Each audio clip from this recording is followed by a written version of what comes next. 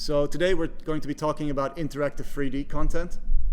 So today we will not be focusing on video games specifically, but on a lot of technologies and how to use those outside of video games. So I'm going to go through 4. One of them is not on this specific screen. And I'll explain to you why today we're going to be very much focused on the Unreal Engine. So if I, as a brand or as a company, want to start creating this type of content, then I have a few options. And the most common ones are WebGL, image rendering, which goes by many names, but this is how we've always heard from customers when we talk to them about it. But I'm sure that you might have known this in a different name. Then we have Unity, and we have the Unreal Engine. All of 4 of these have their moments where they are most likely the right choice for you as a company to use this. WebGL is, as you can see on these visuals, not the most amazing looking type of content.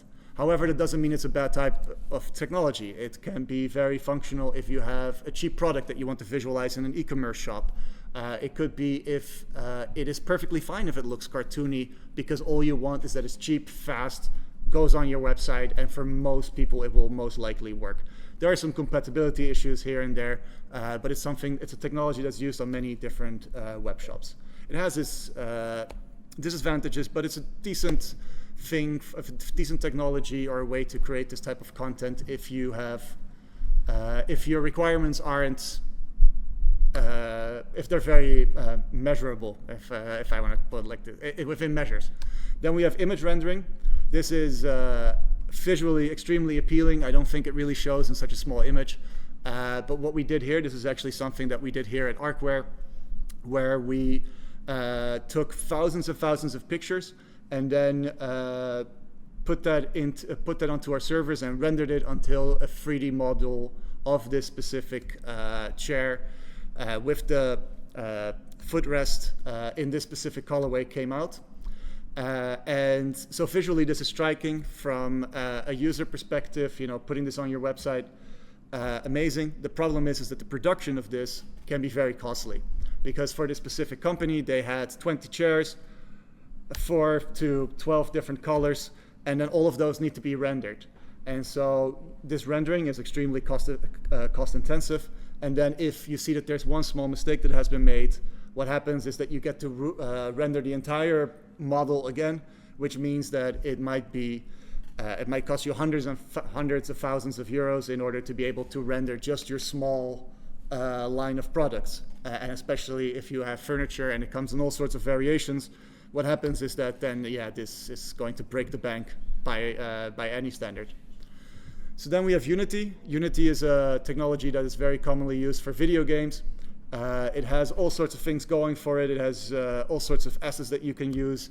The only problem with Unity is that for the majority of use cases, what happens is that the content is going to be cartoony, if you will. Obviously, it's possible to really work on this and chisel on this as a true artist, but then the amount of time that you will put into it to get to this level of high fidelity graphics might not be worth it for you. And that's exactly where that takes us to the next slide, which is the Unreal Engine. Can we play the video that is on here? Yes, perfect. So this is actually an Unreal Engine application from one of our Arcware users. They made this using the Unreal Engine. And what the advantage of this technology is that it is the most lifelike, it produces the most lifelike graphics out of the 4 technologies that I have mentioned so far. It allows you to use an enormous amount of assets from the Unreal Engine marketplace. It is really a way for you to have access to an enormous amount of tools to create stunning material. The only problem that the Unreal Engine, but Unity has this too, is what they have is that the file size that comes with this is enormous. Obviously, this specific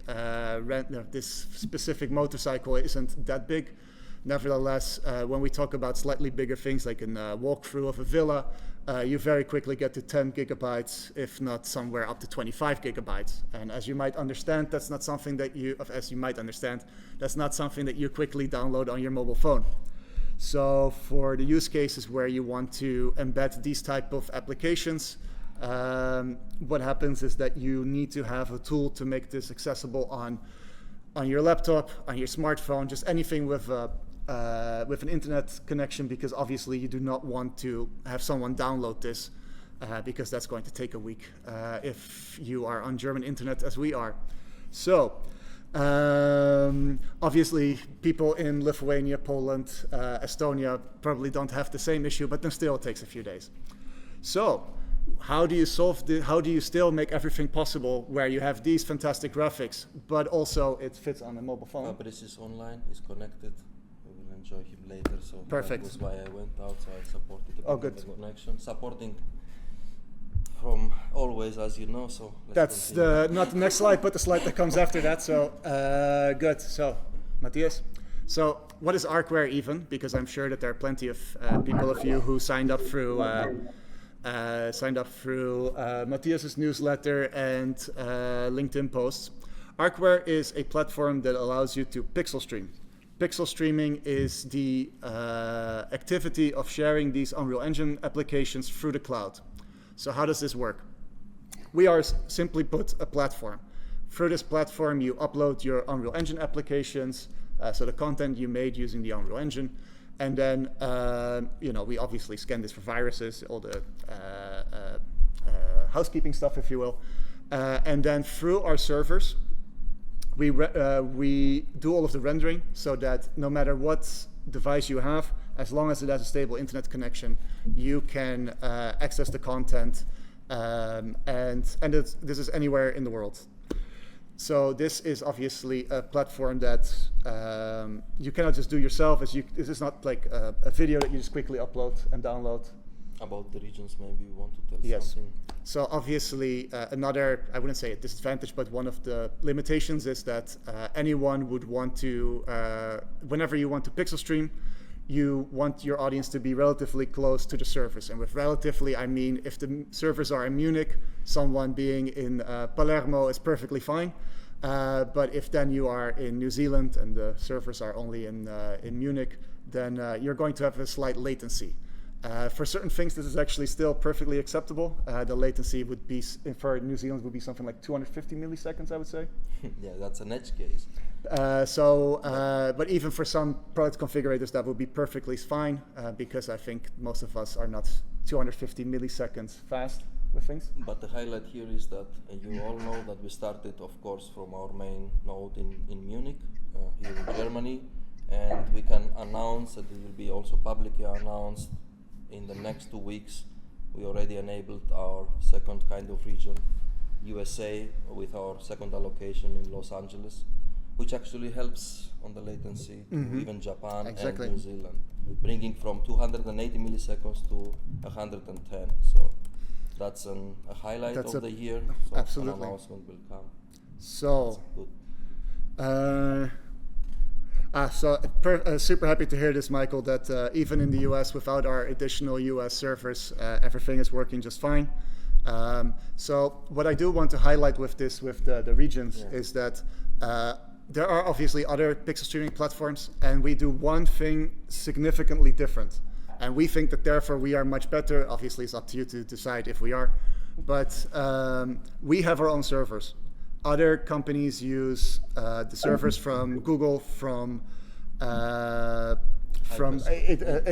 call them hyperscalers. They just use other servers, and what happens is, in those cases, sometimes you get the right servers, the ones that you need, that have the power, that are really made for that type of content, and sometimes you get random servers, which means that the quality fluctuates. So sometimes you have a great experience as an audience member, and sometimes it's absolutely horrific. We therefore focus very much on having our own servers, so we have the right servers that are optimized for this type of activity, so that every stream has the same high quality experience, because we believe that if pixel streaming, so sharing these fantastic graphics on your website or on your mobile app, it needs to be in the highest possible quality because that's why you chose this technology. And so we want every stream to be of that specific quality. And so this is what we have, why Arcware is also here, why today we're focusing on the Unreal Engine.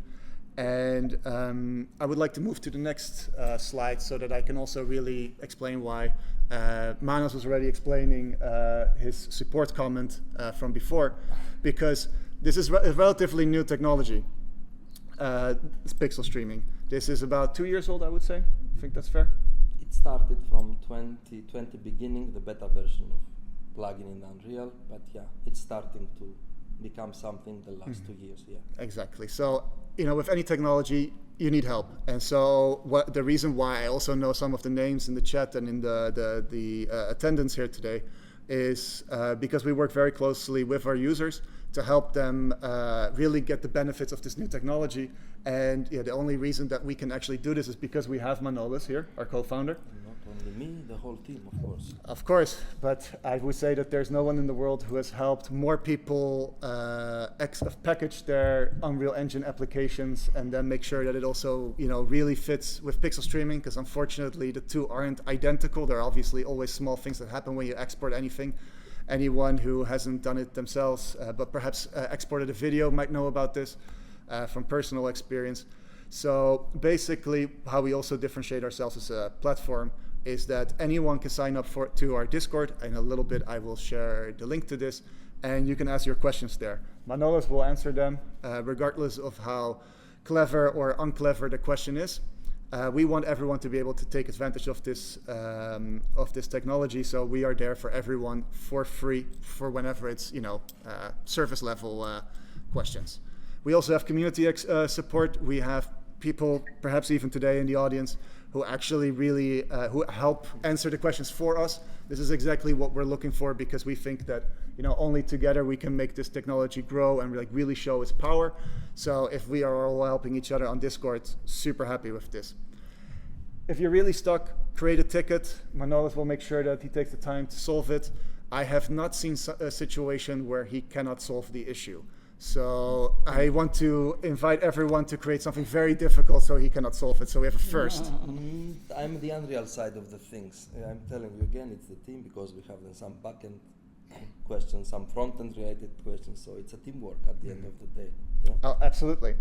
So I don't want to, talk down on the efforts of the rest of the team. Of course not. But when it mostly we deal with issues around the Unreal Engine side of things, and that's obviously Manolis.